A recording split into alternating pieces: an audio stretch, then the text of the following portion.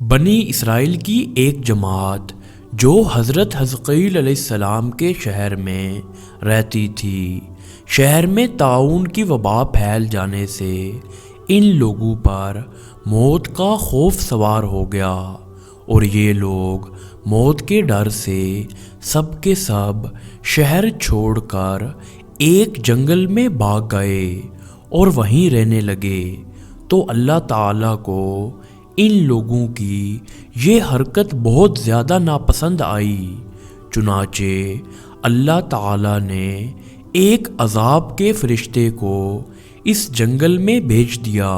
جس نے ایک پہاڑ کی آڑ میں چھپ کر اور چیخ مار کر بلند آواز سے یہ کہہ دیا کہ تم سب مر جاؤ، اور اس بھیانک چیخ کو سن کر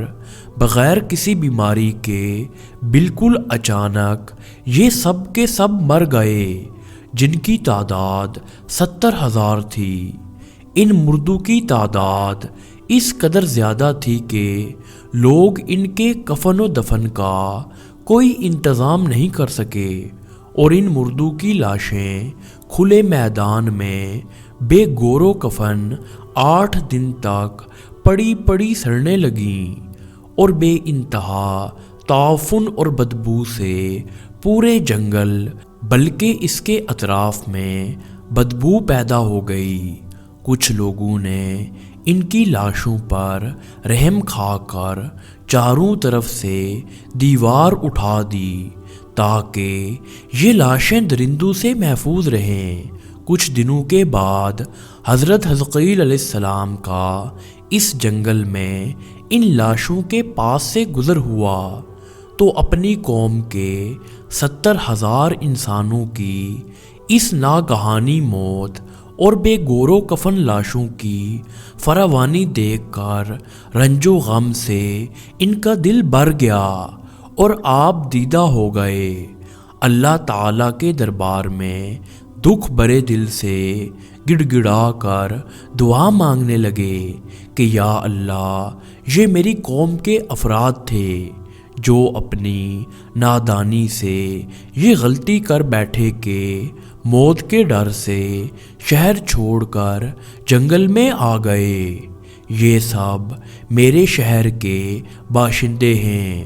ان لوگوں سے مجھے انس تھا، اور یہ لوگ میرے دکھ سکھ کے شریک تھے۔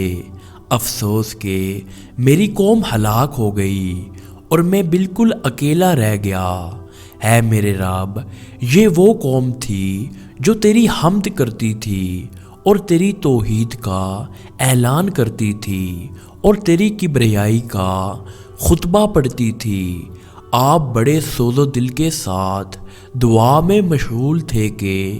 اچانک آپ پر یہ وحی اتری کہ ہے حزقیل، آپ ان بکھری ہوئی ہڈیوں سے فرما دیجئے کہ ہے ہڈیوں، بے شک اللہ تعالیٰ تمہیں حکم فرماتا ہے کہ تم اکٹھا ہو جاؤ۔ یہ سن کر بکھری ہوئی ہڈیوں میں حرکت پیدا ہوئی اور ہر آدمی کی ہڈیاں جمع ہو کر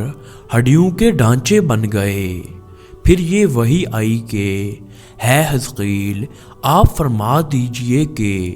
ہے ہڈیوں، تمہیں اللہ کا یہ حکم ہے کہ تم گوشت پہن لو۔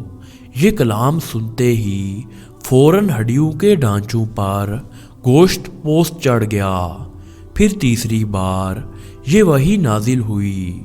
ہے حزقیل، اب یہ کہہ دو کہ ہے مردو، خدا کے حکم سے تم سب اٹھ کر کھڑے ہو جاؤ۔ چنانچہ آپ نے یہ فرما دیا تو آپ کی زبان سے یہ جملہ نکلتے ہی 70,000 لاشیں یہ پڑھتے ہوئے کھڑی ہو گئیں کہ سبحانک اللہم و بحمدک لا الہ الا انت۔ پھر یہ سب لوگ جنگل سے روانہ ہو کر اپنے شہر میں آ کر دوبارہ آباد ہو گئے اور اپنی عمروں کی مدت بھر زندہ رہے، لیکن ان لوگوں پر اس موت کا اتنا نشان باقی رہ گیا کہ ان کی اولاد کے جسموں سے سڑی ہوئی لاش کی بدبو برابر آتی رہی، اور یہ لوگ جو کپڑا بھی پہنتے تھے وہ کفن کی صورت میں ہو جاتا تھا، اور قبر میں جس طرح کفن میلا ہو جاتا تھا ایسا ہی میلا پن ان کے کپڑوں پر نمودار ہو جاتا تھا۔ چنانچہ